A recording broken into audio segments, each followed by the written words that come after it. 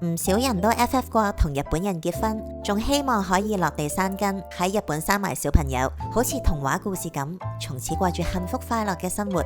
但係現實中，日本同香港本來就係兩個唔同嘅星球，多少都會有啲文化差異。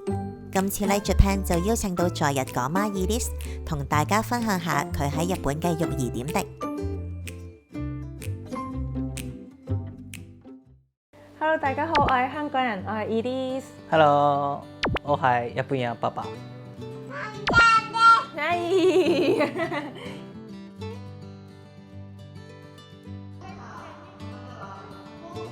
喺香港一直都係零售業做 sales， 我先生咧就當時就經常嚟香港咧就出 trip。咁有一次咧就我返緊工嘅時候咧，俾佢搭訕啱巴，咁就過嚟就問我攞電話。咁其實都拒絕咗幾次嘅，因為始終做緊嘢。咁但係佢堅持咧，好彩佢嘅堅持就攞咗我個 line email 同埋 line。咁啊由嗰陣開始 keep 住聯絡。咁但係因為咁佢有佢工作，我有我自己有工作，其實佢嗰陣都要返日本。咁但係之後都有。差唔多每日都有 keep 住 send 信息啊等等，咁大概1個月左右啦，咁佢就專登攞假放假就過嚟香港揾我，咁啊開始有啲 dating 啊，咁就慢慢開始遠距離戀愛，一齊咗1年左右啦，咁就決定結婚。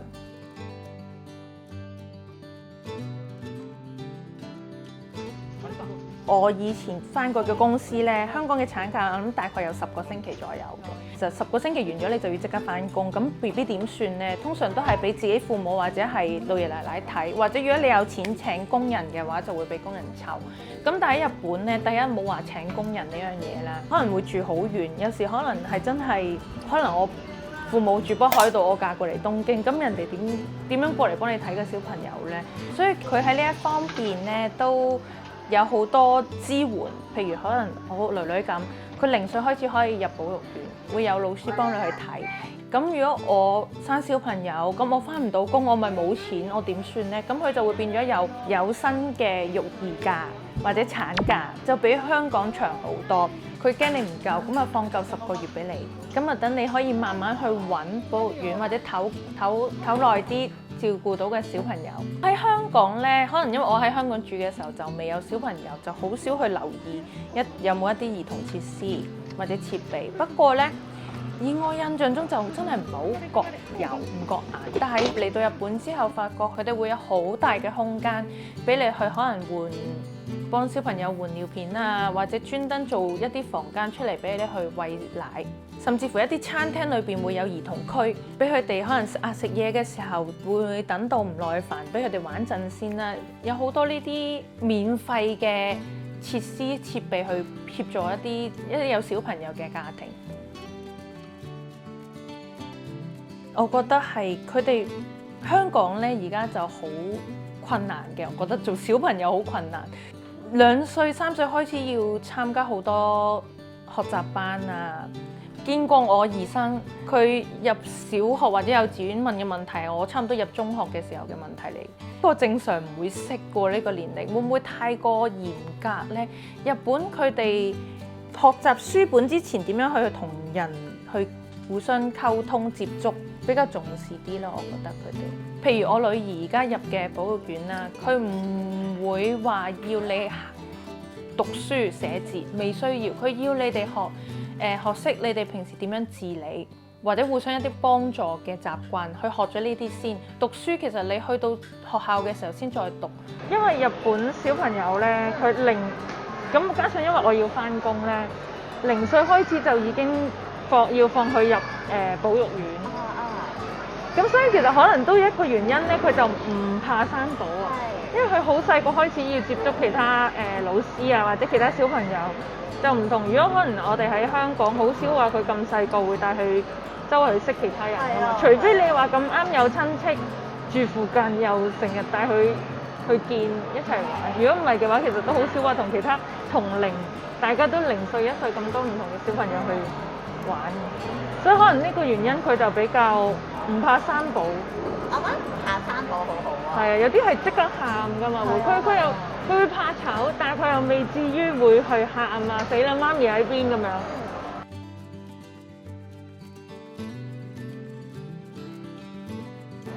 花粉症啊？有冇？花粉症。今年開始中招，遲到嚟第3年啊，定第4年啊？今年已經中招啦啊！係咪你之前一路都冇？一路都冇，香港冇㗎嘛。咁嚟到日本，其實我見佢好似好嚴重，又要滴眼藥水，又要成。我話係好似好慘啊！自己嗰陣就笑啊，但係到今年，而家到你到自己到啦啊！個鼻又痕到啲，唔食藥唔得。你而家去買藥？冇時效嚇。暫時而家冇。好彩咋。因為我睇你個片咧，上次即係講到片話，你就算揀保育員嗰啲咧，都要有第1志願、第2志願嗰啲。係啊，好似揀學校咁樣。好似揀學校咁，同埋而家好大問題就係保育員唔夠，即係又話人哋出生率唔夠，但係你個設備又唔夠嘅話，其實人哋都唔敢生。これだこれ。啊，只要子供啊，これ？これ。香港咧好多時，就算喺街都好啦，你唔啱就會即刻鬧，或者可能打手仔、打 pat pat 都好啦，都會即刻打鬧比較多。但喺日本咧，喺街唔會咁去鬧啲小朋友，要鬧我哋閂埋房門，翻咗屋企閂埋窗，你先至再鬧。你喺街度鬧咧，人哋會覺得第一你嘈到人，有呢個咩話嘅，同埋人哋會懷疑，你會唔會虐兒啊？即係可能佢哋會有呢一個感覺。但係好多時，我哋嘅諗法就係，你喺呢一個時候唔講，你翻到屋企佢都唔記得㗎啦，更加唔知自己錯乜嘢。咁當然各有各啱啦。又事實上喺出邊，如果你咁樣鬧嘅小朋友，小朋友可能會覺得好冇面，或者有時人哋會覺得好嘈。你要鬧，你翻屋企鬧啦。即係其實好難做嘅，兩邊我都覺得。盡量我而家就會想鬧，我會即時鬧，但係盡量就細聲啲。其實呢一方面咧，我覺得我同我先生都有幾大嘅衝突嘅，即係如果我鬧嘅時候咧，佢就會冇事㗎咁樣，咁我就會覺得咁樣唔係冇事啊嘛，呢個時候你應該要鬧㗎嘛，咁啊通常我就會嬲埋佢一份，就會鬧埋一份嘅。何してる？グミ食べてお菓子食べてる？グミ。食べるわ渡すの？いやもう見つかっちゃった。ちょっと待って。ごめんなさい。教育嗰度違う。其實我頭先我女女咧已經食咗零食，3點食零食咧一次就足夠，但係咧佢喺裏邊咧佢見到女女咧攞咗軟糖，跟住佢就算啦俾佢食，又再俾零食佢食，呢個又係我諗教育方式唔同。はい、OK。而家要翻工咧，係咪多數可能買餸食多啲？煮都係煮啲簡單，不過咧我覺得喺日本有個好處就係佢有好多調味咧。就好方便去煮嘢，譬如佢有個叫咩蘇雞一啲，你淨係買豬肉，然之後倒啲汁落去就已經係一味。就好方便。係啦，佢哋好中意生食菜，所以變咗我覺得冇味啊。係啊，全部都係加汁咁樣就算，我會覺得做乜唔煮熟佢咧？但係佢好唔中意，所以其實佢一句唔中意熟菜，佢唔中意，佢話點解要煮熟佢好難食？除咗話食鍋。食鍋咪好中意切係咪叫白菜？係啊。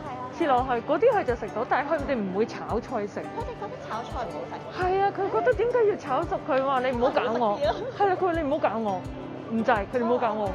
但係你哋有冇為咗食物嗌交？成日都會。真係㗎？係啊，成日都會。我想食嘅嘢佢就唔想食，佢想食嘅嘢我就唔想食。然之後咧，我哋行超級市場，可能行30分鐘都未決定到今晚食乜嘢。所以其實我哋今次咧，琴日已經傾掂咗。今日不如食呢樣嘢啦，我哋唔煮啦，即係簡簡單單。要襟好。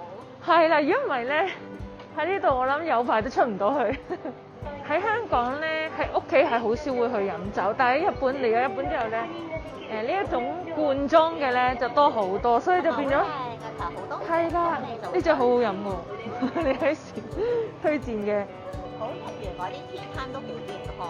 係啊，佢好多。午餐嗰啲都係每一日朝頭早新鮮送到，然之後喺佢哋廚房自己煮。好過香港。有係啦，所以有時佢放假我更加煩惱。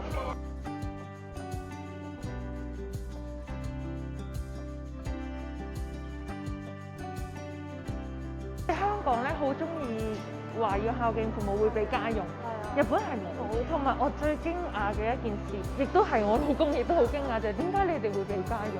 跟住我哋會話孝敬父母，佢話孝敬父母唔係用錢㗎，但係佢哋唔係呢個諗法，佢哋會覺得唔應該用錢去衡量。作為一個父母，唔會收仔女嘅錢咯，咁樣即係佢哋嗰個諗法。佢會話：如果你想孝敬父母，只要你生活得好，你健健康康，咁已經係好孝敬嘅父母。唔需要去俾錢，調翻轉父母唔可以去問仔女攞錢，阿媽唔可以向仔女去阿媽咁樣講，所以我就好驚訝。咁但係當然我話，咁你揀得同我結婚，你就要接受我哋呢度嘅文化。